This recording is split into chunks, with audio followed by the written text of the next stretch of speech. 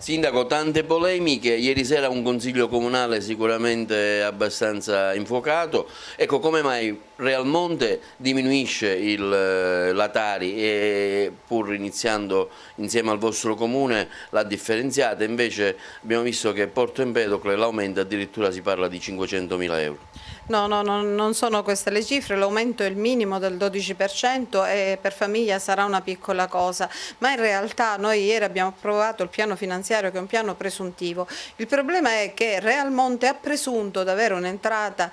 della Tari pari a 200.000 euro, cosa che poi bisogna vedere se sarà effettivamente riscontrabile, e mentre Porto Empedocle ha tenuto un'altra linea, cioè ha detto, visto che noi attualmente non siamo in grado di quantificare con esattezza quale sarà l'entrata derivante dai proventi della vendita dei prodotti alla differenziata e anche l'effettivo risparmio certo della riduzione dei costi di trasporto, non possiamo in questo momento già quantificarle e magari addossare il prossimo anno un aggravio enorme ai cittadini, perché chiaramente per esempio Siculiana, che ha più o meno lo stesso numero di abitanti di Realmonte, in realtà ha fatto un introito di 20.000 euro, quindi poi questi 180.000 euro che ha risparmiato quest'anno Realmonte li dovrà caricare sulle spalle dei cittadini il prossimo anno. Noi invece a settembre-ottobre faremo un consuntivo, vedremo realmente quale sarà il risparmio, perché ci sarà con la differenziata, e in un prossimo momento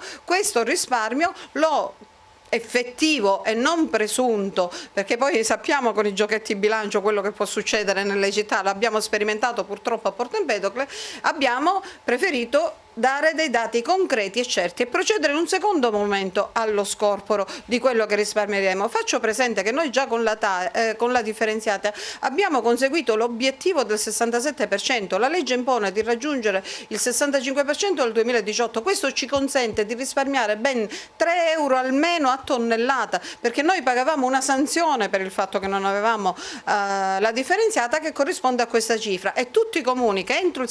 il 2018 non raggiungono il 65% a tutt'oggi sono multati e continueranno a essere multati, e noi grazie a questo servizio non lo saremo più. Anche questo deve essere contabilizzato, perché al momento noi non sappiamo quante tonnellate in meno sverseremo in discarica. Automaticamente quando si va a sversare da Catanzaro, i comuni che non fanno la differenziata pagano questa multa sul tonnellaggio, noi non la paghiamo più, ma il dato preciso al momento non lo possiamo quantificare, essendo in dissesto e siamo sotto il vaglio della Corte dei Conti, non ci possiamo permettere di inventare cifre di risparmio che effettivamente non abbiamo. Questa è l'unica verità. E fra l'altro noi non abbiamo aumentato nessuna tassa, perché dal 2014 è previsto dalla legge la copertura integrale del costo del servizio, mica l'abbiamo stabilito noi, ma è una legge. Non solo, anche IRPEF e le altre tasse erano già state aumentate, noi non abbiamo aumentato proprio nulla, nonostante ci fosse il dissesto. Con le delibere abbiamo confermato quella che era il trend, perché per legge non potevamo fare diversamente.